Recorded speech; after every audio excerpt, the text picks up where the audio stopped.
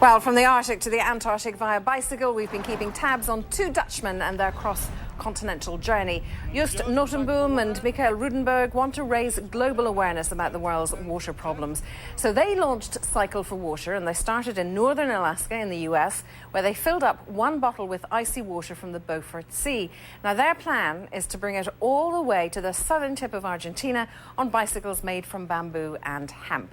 And these guys are spending 18 months on the road. We checked in with them a while ago when they were in California. Right now, they are in Baja California, Santa Rosalia in Mexico, and they join us now. Thank you very much indeed. Tell me, what's it been like over the past few months, particularly as you go further south and the weather changes? Well, it's been pretty hot around here. So we entered Mexico about 3 weeks ago, and the scenery changed dramatically. It became a desert right away. A lot of difficulties with water access. We have to carry a lot of gallons of water on our bike because the towns are so far apart that we only can fill our water bottles once a day or something like that. And was that something you were prepared for, or is it something you just found out along the way?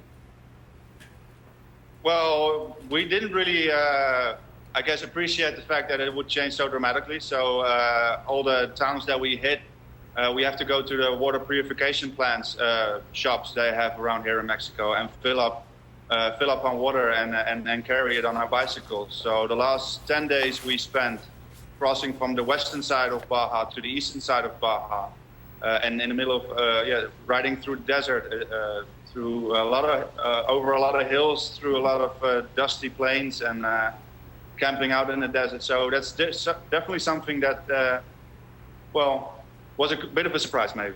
Well, it must be a wonderful experience camping out in the desert. I wonder, are you cycling every single day? Are you taking breaks in between? How do you keep on schedule? Well, we bike most of our days. I guess on a weekly basis, we cycle about 5 to 6 days and have one rest day in a town. And then we try to mingle with the locals, practice our Spanish a little bit. So yeah, 6 days of cycling during the week and 1 day for rest. Oh, that's incredible. And remind us how long you've been cycling and how long you continue to cycle until you reach your goal in the southernmost tip of South America.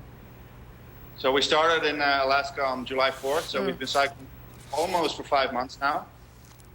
We've done about 7,000 kilometers so far, and still have about 23,000 more to go.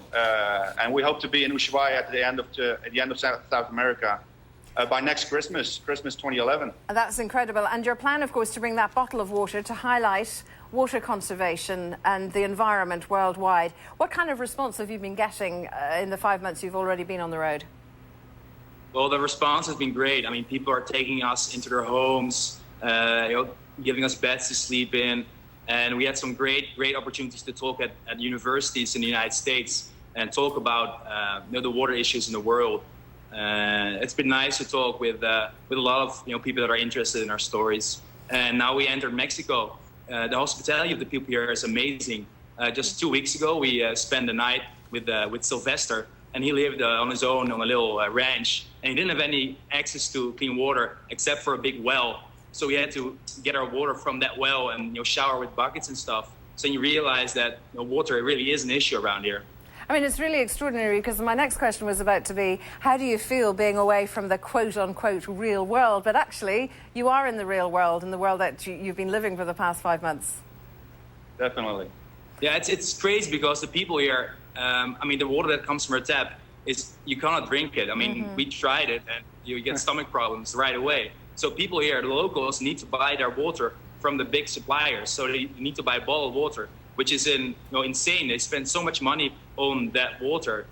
So, yeah, it's crazy.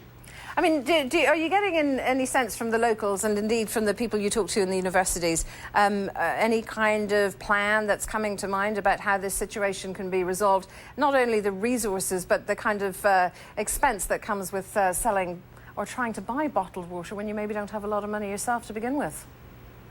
Yeah, well, the problem that a lot of those local villages do have water wells, but that water is not pure enough to drink. So what ideally should be happening is that the Mexican government, for instance, installs water purification plants, just little ones, locally in those little villages, so people can have their own clean access to drinking water. and don't have to buy that, spend like 5-6 pesos on a gallon of water, or even more if you want to buy like a new one. I mean, it's just insane how much percentage of their daily income they have to spend on this precious resource. Well, listen, thanks very much for taking time off and a rest and talking to us. So we wish you both very much the best, Mikael and Joost, joining us there from Mexico. And I'm sure we'll be in touch with you again in a couple of weeks. And so I suppose we should say really Happy Christmas, Happy New Year. And we'll talk to you in 2011. Thank you so much. Thank you. All right. Take care.